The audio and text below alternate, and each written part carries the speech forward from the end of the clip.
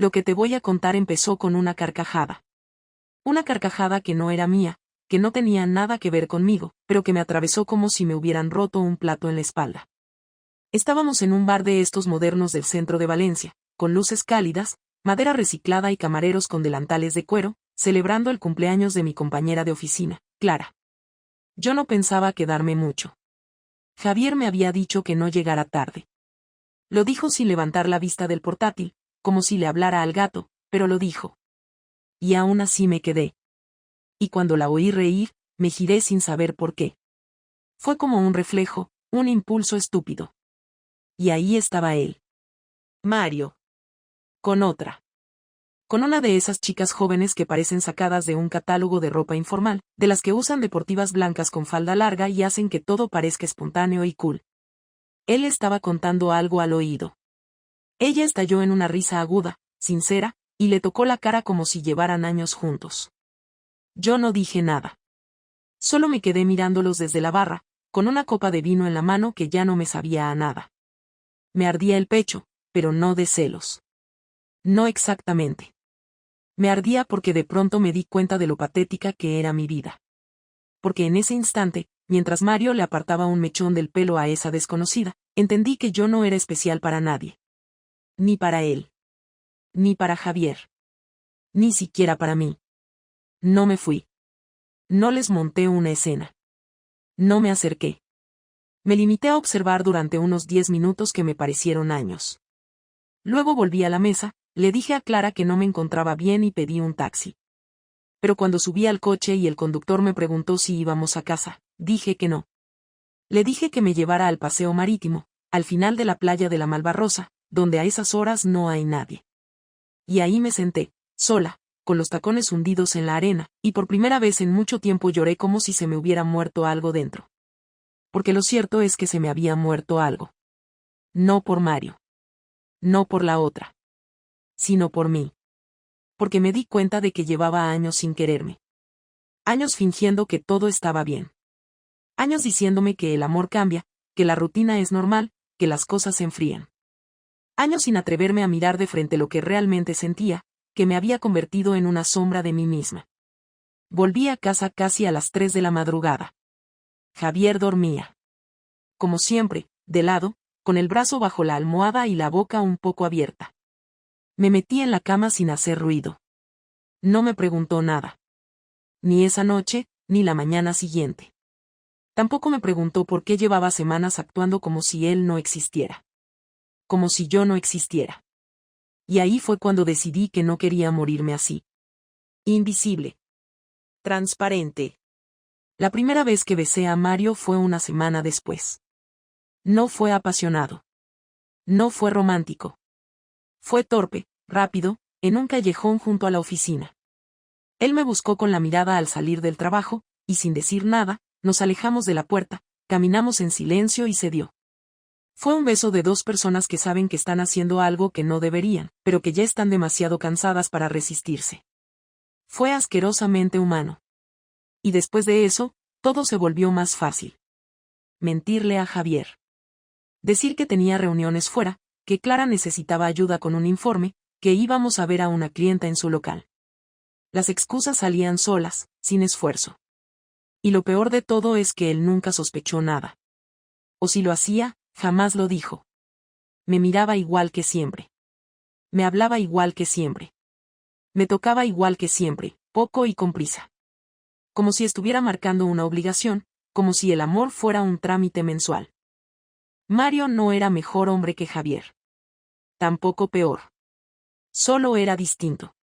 Me miraba como si todavía tuviera algo por descubrir. Me escuchaba con una atención falsa pero suficiente. Me hacía sentir como si volviera a tener 20 años y todo estuviera por escribirse. Me daba risa, peligro, cuerpo. Y yo, que ya no sentía nada desde hacía tanto, me aferré a eso como si fuera la última tabla en medio del naufragio. Me daba igual si estaba jugando conmigo.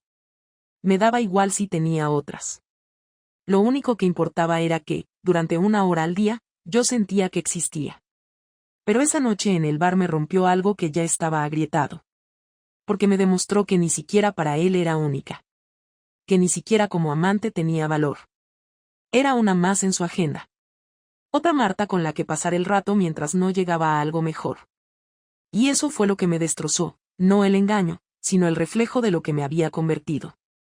De lo que me había permitido ser. ¿Y Javier? Mientras tanto, seguía siendo ese hombre silencioso que se levanta a las 7, prepara café y se va al trabajo. Que vuelve, cena, y se sienta con su portátil como si el día no hubiera pasado. Ese hombre que no pregunta, que no reclama, que no exige nada. Ese hombre que, sin saberlo, dormía cada noche con una mujer que ya no era suya. Y lo peor es que tampoco era de nadie más. Pero la vida tiene formas curiosas de equilibrar cuentas. Porque lo que ocurrió después no lo vi venir. No lo planeé. No lo sospeché. Fue como si la realidad me esperara agazapada para escupirme en la cara y recordarme que las mentiras siempre tienen fecha de caducidad. Y que a veces, la verdad no te encuentra en la cama, ni en el móvil, ni en un mensaje. A veces te encuentra de la forma más brutal. Y eso, amiga, te lo cuento en la siguiente parte. Porque ahí empieza la verdadera caída. Porque ahí fue cuando Javier dejó de parecer un hombre dormido. Porque ese día me enseñó de qué estaba hecho el silencio que tanto desprecié. No sé si alguna vez has sentido que alguien te observa sin moverse, sin decir una sola palabra, pero lo sabes. Esa incomodidad sorda que te atraviesa la nuca y te hace revisar cada gesto, cada palabra, cada silencio. Pues así empezó todo. Javier no me gritó, no hizo escenas, no sospechó abiertamente. Solo empezó a mirarme distinto. Y esa diferencia era más violenta que cualquier insulto. Durante semanas no dijo nada, pero lo noté en los detalles. En cómo me observaba cuando llegaba a casa, en cómo se quedaba callado mientras me cambiaba, en cómo me ofrecía el vino en la cena sin mirarme a los ojos. Algo se había roto, y aunque aún no sabía qué sabía, yo intuía que el tiempo había empezado a correr en mi contra. El día exacto en que lo supo fue un martes. Lo recuerdo con una claridad que me enferma. Fui al trabajo como siempre, con la excusa de una reunión que en realidad era un encuentro con Mario en su piso. Habíamos discutido la noche anterior, porque él quería que pasáramos un fin de semana juntos en Alicante y yo le dije que era imposible inventar una mentira tan grande sin que Javier sospechara. Mario se enfadó, me llamó cobarde, dijo que lo nuestro no tenía sentido si yo seguía fingiendo una vida que ya no quería. Discutimos, gritamos, y al final me dijo que si no iba, se acababa todo. Así que ese martes decidí ir a su casa para arreglarlo. Le llevé una botella de vino, y estuvimos allí casi 3 horas. Cuando salí, eran las 6:30, y tenía 8 llamadas perdidas de Javier. No le devolví la llamada. Preferí inventar una excusa más tarde, como siempre. Al llegar a casa, encontré su coche mal aparcado frente al portal, algo que nunca hacía. Subí y lo vi en el salón, sentado en el sofá, con el móvil en la mano y una expresión que nunca le había visto. No era ira. Era otra cosa. Era como si estuviera viendo a alguien por última vez. Me quedé en la puerta sin saber qué decir. Él levantó la vista y me dijo, ¿dónde has estado, Marta? Dije lo primero que se me ocurrió, que había estado con Clara, que se me había hecho tarde. Él no me dejó terminar. Levantó el móvil, me lo mostró, y vi una foto. Yo. Saliendo del portal de Mario. No había margen para interpretaciones. Ni ambigüedad, ni duda. Yo, con la chaqueta abierta, con el pelo suelto, con esa expresión de quien acaba de dejar una cama que no es la suya. Sentí que el suelo desaparecía. Te lo dije, Marta. Te lo dije hace meses, que algo no encajaba, murmuró con una voz tan baja que casi tuve que acercarme. No quería creerlo. Pensé que era paranoia. Pero ya ves. No grito, no reproche, no escena. Su calma fue lo que me desarmó. Me temblaban las manos, traté de hablar, de decir algo que tuviera sentido, pero solo pude repetir su nombre. Javier se levantó despacio, me miró fijamente y dijo, no hace falta que digas nada. Ya lo he visto todo. Me quedé quieta, incapaz de moverme. No lloré. No pedí perdón. Me quedé muda, como si me hubieran apagado la voz. Después vino el silencio más largo de mi vida. Esa noche dormimos en la misma casa, en habitaciones separadas. Lo escuché moverse en la cocina, abrir cajones, recoger cosas. Yo me quedé sentada en el borde de la cama, con el teléfono en la mano, viendo cómo Mario me escribía mensajes sin leer. ¿Ha pasado algo? No contestas. ¿Estás bien? No respondí. Me quedé inmóvil hasta el amanecer, mirando las sombras que entraban por la ventana, esperando un sonido, una palabra, algo que rompiera esa pausa insoportable. Al día siguiente, Javier no fue al trabajo. Yo tampoco. Nos cruzamos en el pasillo sin hablarnos. En un momento se acercó al mueble del salón, abrió un cajón, sacó mi anillo de compromiso, lo dejó sobre la mesa y dijo, esto ya no significa nada, ¿verdad? Me quedé en silencio. No supe qué responder, porque cualquier palabra iba a sonar falsa. Él asintió, como si mi silencio fuera suficiente. No quiero explicaciones. Solo quiero saber cuánto tiempo. Esa fue la única pregunta. Le dije la verdad, 6 meses. Ni más ni menos. No traté de reducirlo ni de adornarlo. No quería mentir otra vez. Su mandíbula se tensó, respiró hondo y murmuró, 6 meses, mientras dormía contigo todas las noches. 6 meses compartiendo mesa, cama, vida. Y yo sin enterarme de nada. En ese momento me habría sido más fácil si me hubiera gritado, si hubiera destrozado algo, si me hubiera insultado. Pero no. Javier era un hombre que sabía contenerse. Caminó hasta la ventana, la abrió, y se quedó mirando hacia la calle como si necesitara aire. Yo intenté acercarme, ponerle una mano en el hombro, pero me apartó sin brusquedad, con un gesto seco. No me toques, Marta. No puedes tocarme después de eso. Me quedé paralizada. Sentí que me faltaba el aire.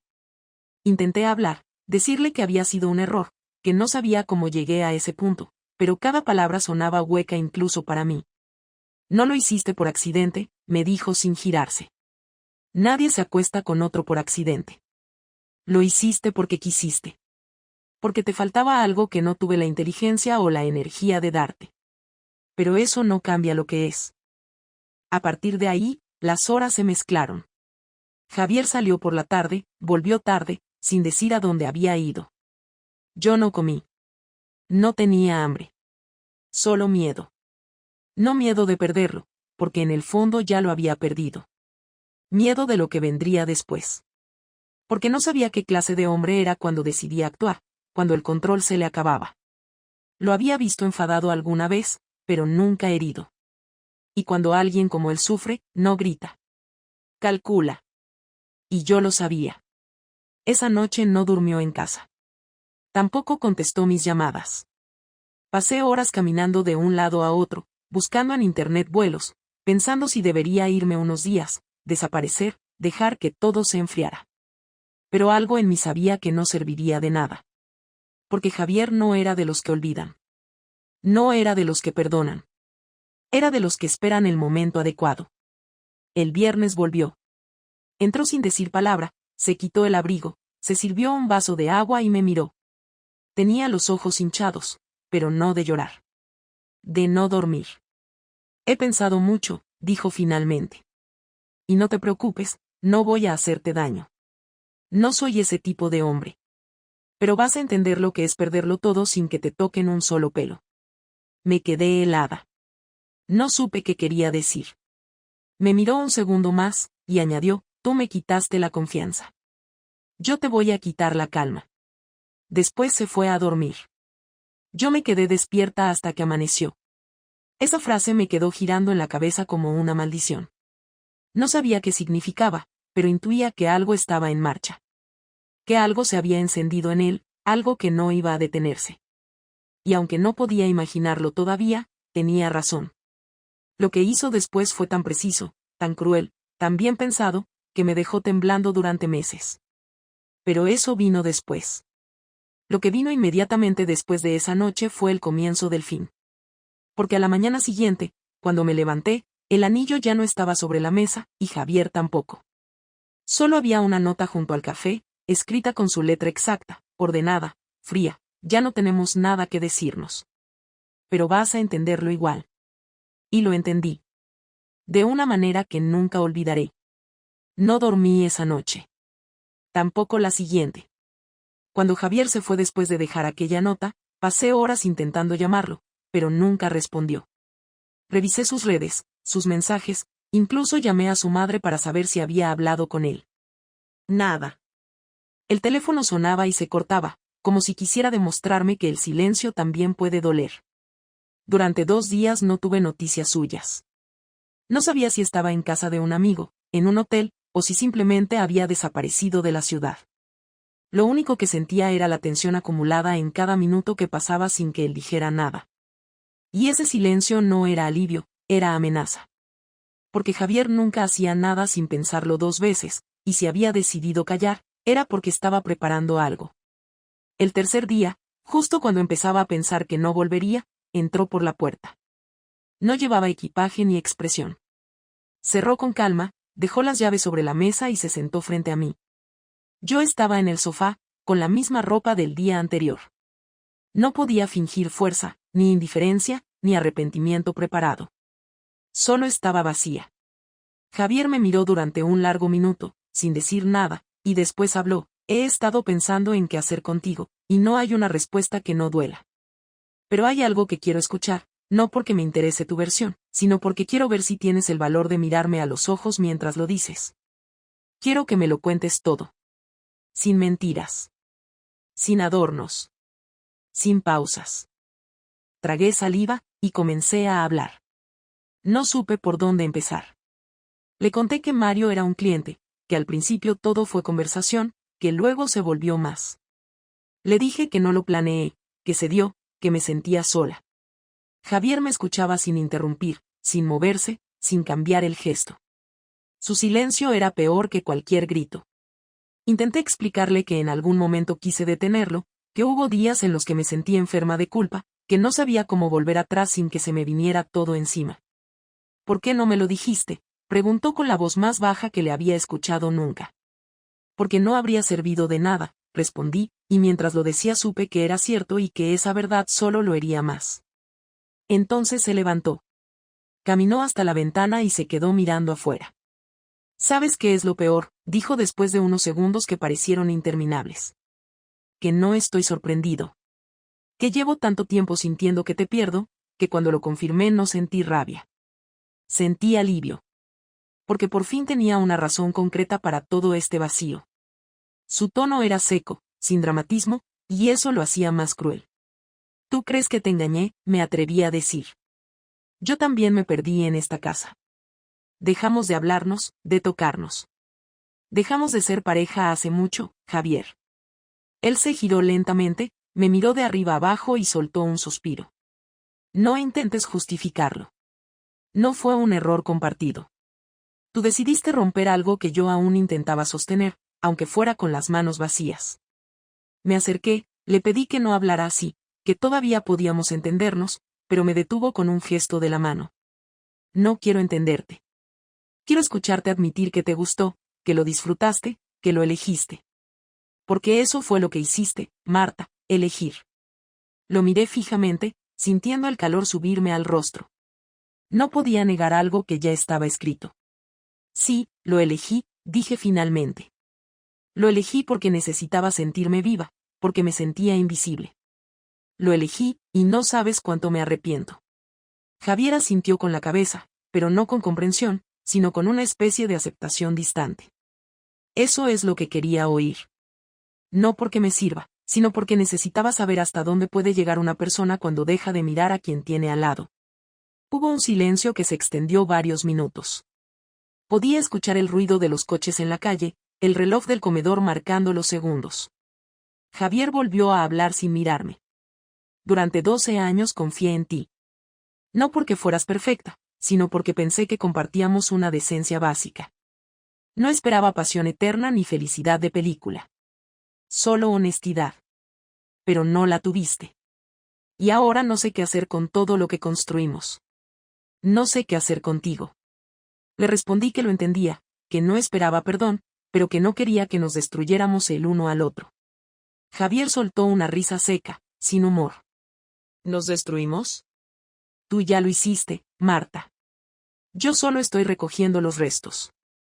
Intenté acercarme, tocarle la mano, pero la retiró. No quiero contacto. No quiero compasión. Quiero distancia. Quiero claridad. Y quiero que entiendas que no puedes seguir aquí fingiendo que esto es recuperable. Esa frase me golpeó más fuerte que la foto, que la nota, que todo. Porque entendí que no hablaba desde el enfado, sino desde una decisión. Intenté suplicarle que no tomara decisiones en caliente, pero él negó con la cabeza. No es en caliente. Es después de pensar. De ver que no hay vuelta atrás. Porque no hay reparación posible cuando el daño fue voluntario. En ese momento, algo dentro de mí se quebró del todo. Ya no tenía argumentos, ni excusas, ni fuerza. Me senté en el sofá, mirándolo caminar de un lado a otro, con los puños apretados, pero sin perder el control. Finalmente, se detuvo frente a mí y dijo algo que no olvidaré: quiero que me devuelvas la verdad que me quitaste. No la confianza, ni el amor, ni el tiempo. La verdad. Y eso significa que vas a explicarle todo a él también. No entendí de inmediato. ¿A Mario?, pregunté. Javier asintió. Sí. Vas a ir con él, vas a decirle que todo se acabó, pero delante de mí. Quiero verlo. Quiero ver la cara del hombre que se metió en mi vida sin pedirme permiso, y quiero ver cómo lo miras cuando sabes que todo lo que tocaste se derrumba. Sentí una punzada en el estómago. Le dije que eso no tenía sentido, que era humillante, que no iba a servir de nada. Javier sonrió, sin alegría. No se trata de sentido. Se trata de equilibrio. Me quitaste la calma, yo te la voy a quitar a ti. No voy a gritar, no voy a pegar, no voy a insultar. Solo quiero que sepas lo que es enfrentarte a la consecuencia real de tus actos. Y después, desapareceré. Intenté convencerlo de que no hiciera eso, que lo dejáramos en paz, que si quería que me fuera, lo haría sin problema. Pero él insistió. No vas a irte todavía. Primero vas a mirarlo y vas a decirle delante de mí que esto terminó. Quiero que sepa que lo que construyó contigo se acabó porque yo existo, porque todavía tengo el derecho de cerrar lo que me rompieron. No pude negarme. Sabía que cualquier intento de negación solo empeoraría las cosas. Asentí con la cabeza, y Javier, satisfecho, se limitó a decir: mañana a las 7. En su oficina. Te espero en el coche. Esa noche casi no respiré. Mario seguía escribiéndome, sin saber lo que estaba a punto de ocurrir. Yo lo miraba sin responder, consciente de que al día siguiente todo se acabaría de una forma que ninguno de los tres olvidaría jamás. Javier se acostó en el cuarto de invitados, y pude oírlo moverse en silencio, sin cerrar del todo la puerta, como si necesitara asegurarse de que no escaparía antes del amanecer. Cuando amaneció, el aire de la casa era espeso, cargado. Javier se vistió sin hablar. Yo me puse un abrigo largo, intentando mantener las manos quietas para no delatar el temblor. Salimos en silencio. El trayecto fue corto. Nadie dijo una palabra. Cuando llegamos, me miró y dijo: ahora, sé honesta por primera vez en meses. Y eso fue exactamente lo que hice. Entré en aquella oficina con el corazón comprimido, y cuando Mario me vio, sonrió, como si todo siguiera igual. Hasta que vio a Javier detrás de mí. Su expresión cambió al instante. Yo tragué saliva, di un paso al frente, y dije lo que tenía que decir. No hubo lágrimas, ni gritos, ni súplicas. Solo una frase que selló el final de todo: esto se acabó. Todo. Ahora. Y el silencio que siguió fue tan absoluto, que entendí que Javier había ganado la primera batalla de su venganza. Aquel día marcó el final de algo, pero no el final que imaginaba. No fue un cierre tranquilo, tampoco fue violento. Fue quirúrgico. Cuando salimos de la oficina de Mario, después de aquella escena que nadie había anticipado, ni siquiera él, Javier no dijo ni una sola palabra durante todo el trayecto de vuelta. Manejaba con las dos manos en el volante, la vista al frente, sin música, sin aire, sin mirar ni una vez hacia donde yo estaba sentada. Cuando llegamos al edificio, aparcó sin detener el motor. Me miró, no con odio ni rabia, sino con algo más frío, más calculado. Esta fue la primera parte, dijo sin levantar la voz. Lo demás empieza mañana. Me bajé sin preguntar. No quería saber. No quería imaginarme qué significaba exactamente eso. A la mañana siguiente, Javier ya no estaba. Había dejado sobre la mesa un sobre cerrado con mi nombre, y debajo una hoja impresa con la palabra instrucciones. En el sobre encontré un contrato de separación de bienes redactado por un abogado, con una carta de su puño y letra explicando que se lo había entregado todo al letrado el día después de descubrir la infidelidad, que lo tenía preparado para no verme nunca más después de que se cumpliera su plan. La carta era breve, estructurada, sin sentimentalismo. Me informaba de que en 3 días se iba de la casa definitivamente y que yo tenía hasta entonces para firmar todo. Lo que no me esperaba estaba en las instrucciones. Una lista detallada, día por día, de los lugares que debía visitar para devolverle, según él, las partes de su vida que yo había ensuciado. Primero me tocó ir al restaurante donde habíamos celebrado nuestro aniversario número 10. Me pidió que fuera, que pidiera la misma mesa, que pagara con mi tarjeta, que comiera sola y que dejara una nota escrita para el camarero diciendo que era en compensación por haber presenciado una cena con mentiras flotando entre los platos. Así lo hice. Me senté sola, con el estómago revuelto, bajo las luces suaves de ese salón donde alguna vez brindamos entre risas. Comí en silencio, sin probar realmente bocado. Cuando el camarero me trajo la cuenta, dejé la nota tal como Javier pedía. El hombre me miró raro, no dijo nada, solo recogió el papel y desapareció. El segundo día, según sus instrucciones, debía ir al teatro donde vimos juntos nuestra última obra. Tenía que comprar 2 entradas, dejar una vacía, ocupar la otra y quedarme hasta el final sin levantarme. Eso fue peor. Porque estar sentada en esa butaca, viendo una obra que ya ni siquiera me interesaba, con el asiento de al lado vacío por orden expresa, fue una forma de castigo que nadie entendería desde fuera. Pero yo sí. Era su manera de dejarme sola en los lugares donde una vez fuimos nosotros. El tercer día me tocó ir a casa de sus padres. Solo. Con una carta. Cuando abrí la puerta y su madre me vio, su expresión no fue de sorpresa. Fue de decepción. Me hizo pasar sin hablar. Me senté en la sala donde tantas veces nos habíamos reído en Navidades y domingos de paella. Ella me ofreció agua, se sentó frente a mí y esperó. Le di la carta sin rodeos. Era de Javier. En ella explicaba lo sucedido. No de forma vulgar, sino como si narrara un hecho administrativo. Describía la infidelidad como quien describe una avería, con precisión, con fechas, con datos. Su madre leyó todo en silencio. Cuando terminó, dobló el papel con las 2 manos, lo apoyó en su regazo y me dijo, nunca pensé que vendrías tú a contarlo. Pero imagino que es parte de lo que él te ha pedido. No supe qué contestar. Ella añadió, él no volverá a esta casa en mucho tiempo. No porque tenga vergüenza, sino porque no quiere mirar atrás. Tú sí tendrás que hacerlo. Tú ya estás condenada a eso. No lloró. No me insultó. Solo se levantó, me abrió la puerta y me dejó salir. Esa noche Javier volvió a casa, no me habló, pero dejó otra nota sobre la mesa. Era la última.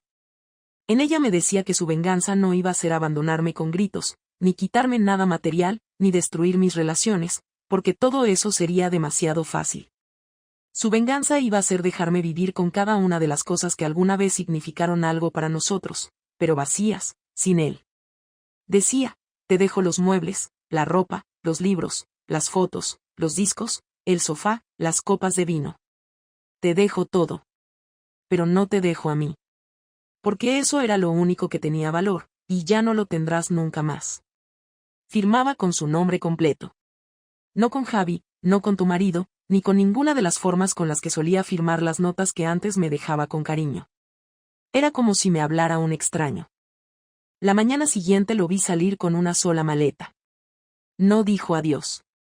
Ni siquiera se molestó en cerrar la puerta con llave. Simplemente desapareció. Me quedé sola en esa casa que él me había dejado por completo, como si fuera un museo de lo que alguna vez fue vida. La ropa seguía en su sitio. Las camisas colgaban en los armarios.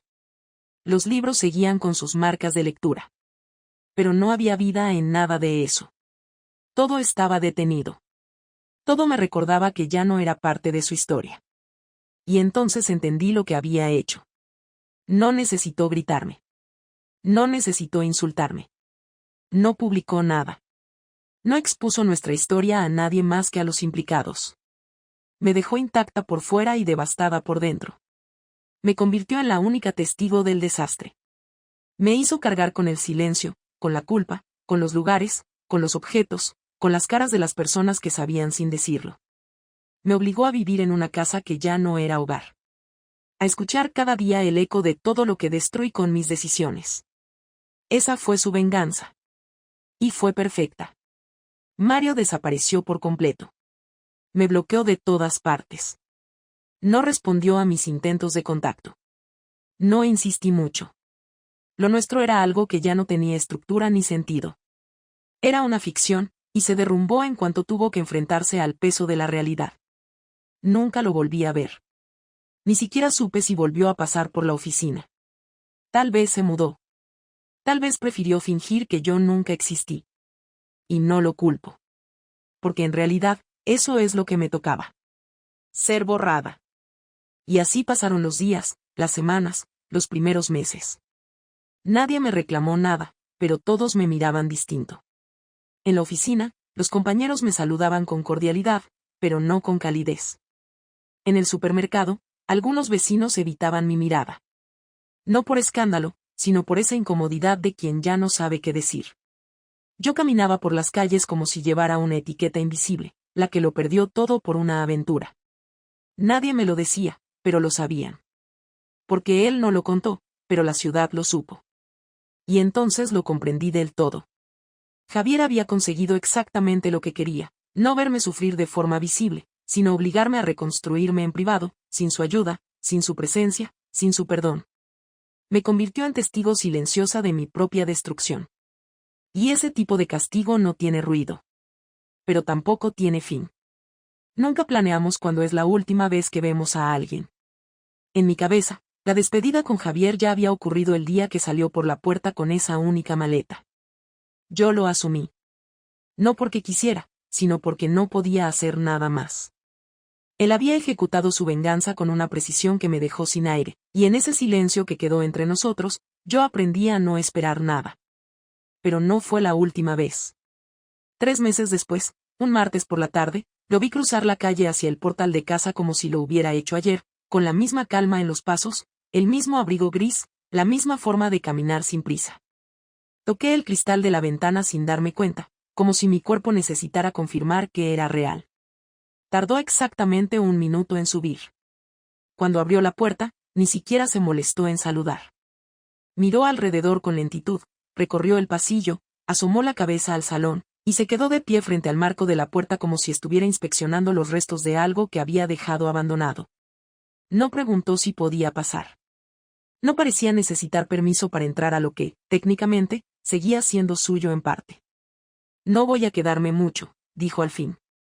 Solo quiero cerrar esto, de una vez. Me quedé en la cocina, sujetando el borde de la encimera como si eso pudiera darme equilibrio. Lo invité a sentarse, pero se mantuvo de pie. Prefiero hablar así, murmuró.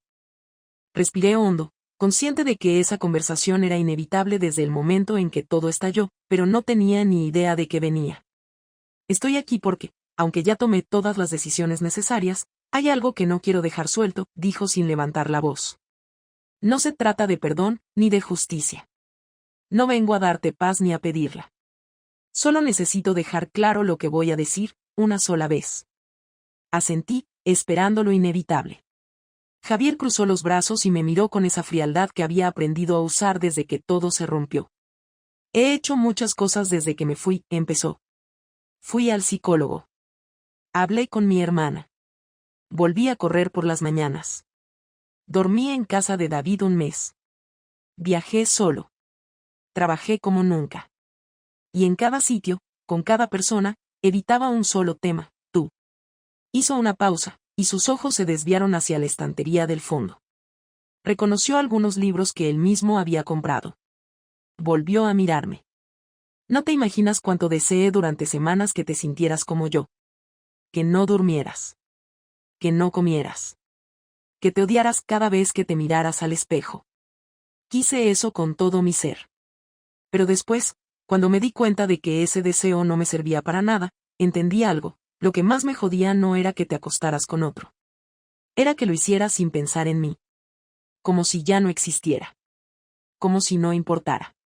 Como si todo lo que fuimos fuera solo decoración en la pared. Me quedé callada. No intenté contradecirlo. Era verdad. Me había comportado como si él no estuviera. Como si fuera invisible. Como si mi culpa pudiera esperar al día siguiente. Y cuando comprendí eso, dejé de sentir odio, continuó. Me quedó otra cosa. Desprecio. Porque el odio, al menos, exige una conexión. Pero el desprecio es más útil. El desprecio me permitió reconstruirme sin ti. La frase cayó con un peso exacto. Yo sentía que el cuerpo se me llenaba de una ansiedad que no podía contener. Intenté responder, pero él levantó la mano y me interrumpió. No quiero explicaciones. No me interesa tu versión. Ya escuché todo lo que necesitaba. Lo que sí quiero es que sepas esto, yo no soy la misma persona que se fue. No quiero recuperar nada. No quiero segundas oportunidades. No quiero volver.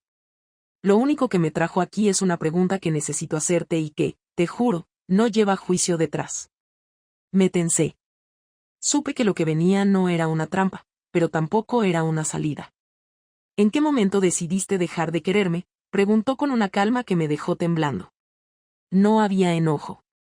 Solo una necesidad real de entender. Respiré, pero no fue suficiente.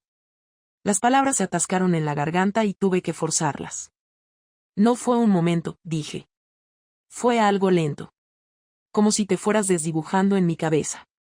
De pronto ya no me importaban tus horarios, tus rutinas, tus gestos. Me acostumbré a que estuvieras sin estar. Y en lugar de hablarlo contigo, me lo tragué. Y un día, sin darme cuenta, ya no sentía nada cuando te veía entrar por la puerta. Javier cerró los ojos durante un segundo, como si eso fuera más duro que cualquier otra cosa que le hubiera dicho antes. Eso es lo que necesitaba saber, murmuró. Porque ahora lo entiendo. Me dejaste mucho antes de acostarte con él. Lo otro fue solo una consecuencia. Asentí. No como justificación, sino porque era cierto. Había dejado de verlo como mi compañero, como mi hogar, como parte de mí. Y eso era mucho peor que una traición física. Gracias por decírmelo, dijo después. Y lo dijo de verdad. No había sarcasmo. No había doble intención. Lo dijo con una sinceridad limpia que me dejó sin fuerzas. Se giró para irse, pero antes de llegar a la puerta se detuvo. Una última cosa, dijo sin mirarme. No quiero que me busques. No quiero que me escribas. No quiero saber nada más de ti. No por odio. Sino porque ya no formas parte de mi vida. Y eso no tiene vuelta atrás. Y se fue. Esta vez sin dejar notas. Sin dejar nada suyo. Nada. El sonido de la puerta al cerrarse fue distinto. No fue como las otras veces. No fue una amenaza ni una promesa. Fue definitivo. Y ahí supe que esa era la última conversación. Que después de eso, solo quedaba el después. Me quedé en el mismo lugar por horas. No lloré. No grité. Solo me senté en la cocina vacía con el cuerpo rígido y la mente estancada. Me repetía lo que me había dicho. Su desprecio. Su claridad. Su decisión firme de no mirar atrás. Lo había dicho todo y, sin embargo, no me había herido. No directamente. Me había mostrado respeto, y ese respeto me dolía más que cualquier venganza. La conversación había sido honesta. Terriblemente honesta. Y eso era lo que la hacía insoportable. Porque no había más cartas que jugar. No quedaban escenas por vivir, ni promesas rotas, ni explicaciones pendientes. No había futuro, ni disculpas, ni justicia. Solo la certeza de que lo había perdido.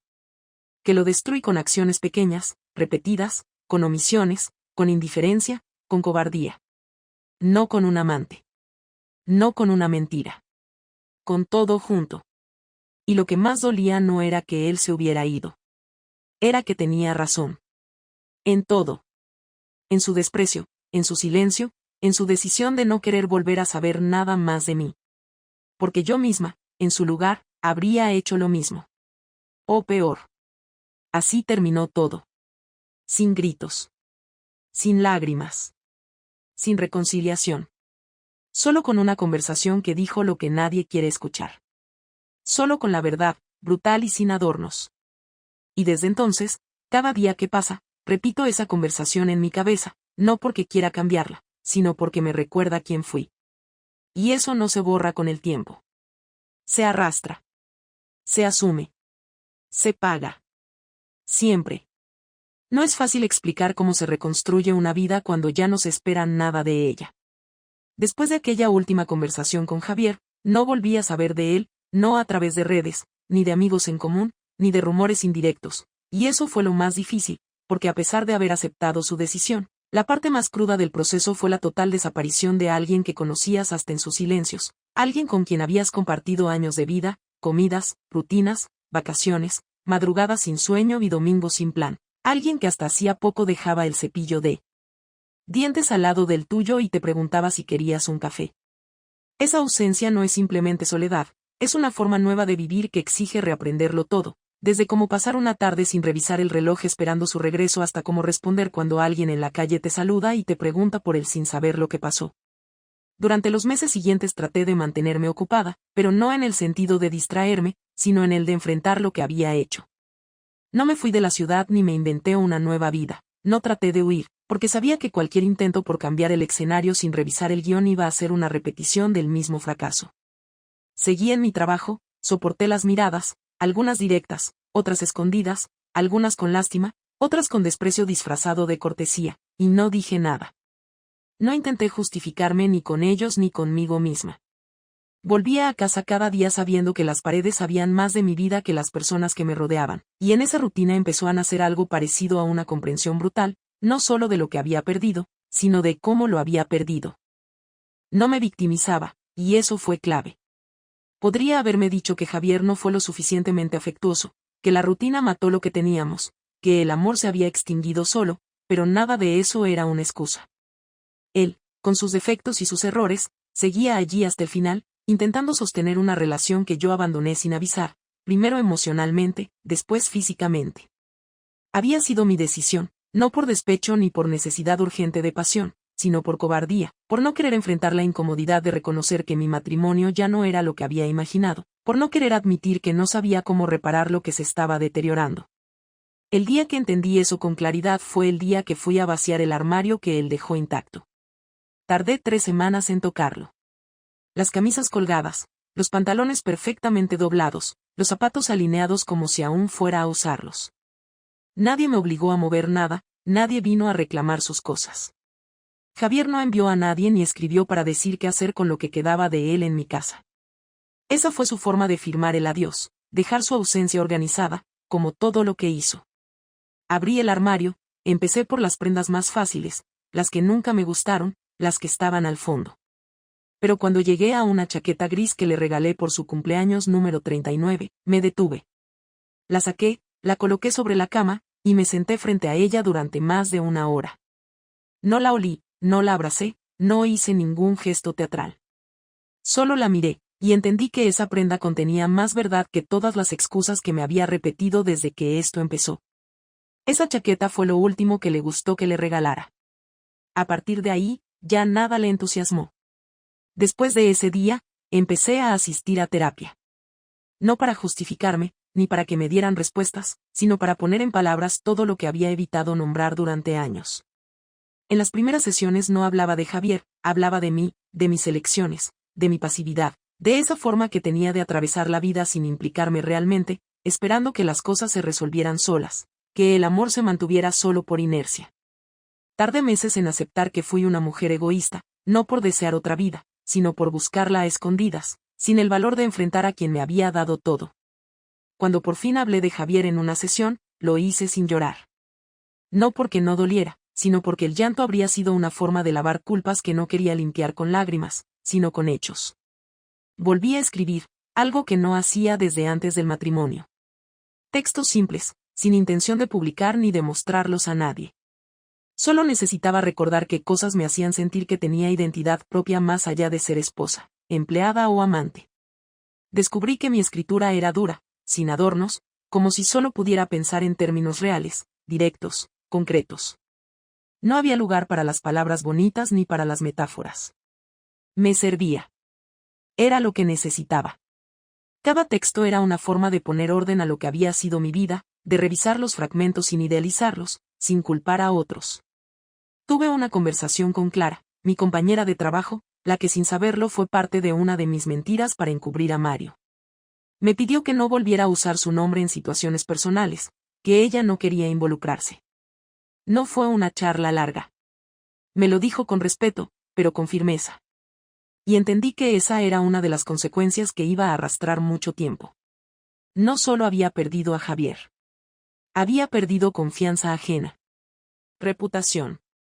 Credibilidad. No como castigo social, sino como resultado natural de lo que hice. Pasó más de un año desde que todo ocurrió.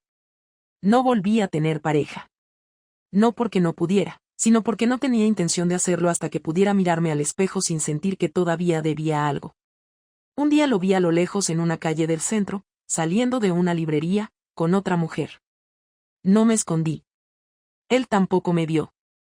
No me movió nada en el estómago. No celos, no nostalgia. Solo una constatación, él estaba bien, como había dicho que estaría. Y eso me produjo alivio. No por él. Por mí. Porque si él había podido reconstruirse, entonces mi ruina no fue completa. Ahora puedo decirlo sin escudo ni vergüenza, destruí lo mejor que tenía por no tener el valor de hablar a tiempo. Perdí a una persona que, con sus defectos, me dio estabilidad, respeto, y una vida en común que no supe valorar. Lo hice sola. Sin presión. Sin amenazas. Lo hice porque no quise enfrentar mi vacío con honestidad. Hoy vivo sola. Me mantengo sola. No como castigo, sino como consecuencia. Y estoy bien. Porque entendí que todo tiene un precio. Y aunque algunos piensen que ya lo pagué, yo sé que todavía estoy haciéndolo. No por obligación. Por justicia interna. Y si te cuento esto no es para que me entiendas, ni para que me perdones, ni para que me tengas lástima. Te lo cuento porque hay decisiones que no se arreglan con palabras ni con arrepentimiento. Solo con una vida entera dedicada a no volver a cometerlas. Y yo pienso cumplir con eso, sin esperar nada a cambio. Ni redención, ni consuelo, ni segunda oportunidad. Porque esta historia no se trata de un final feliz. Se trata de entender por fin, cuando ya es tarde, todo lo que valía lo que tiraste por una elección egoísta. Y aprender, aunque sea a solas, a no volver a hacerlo jamás.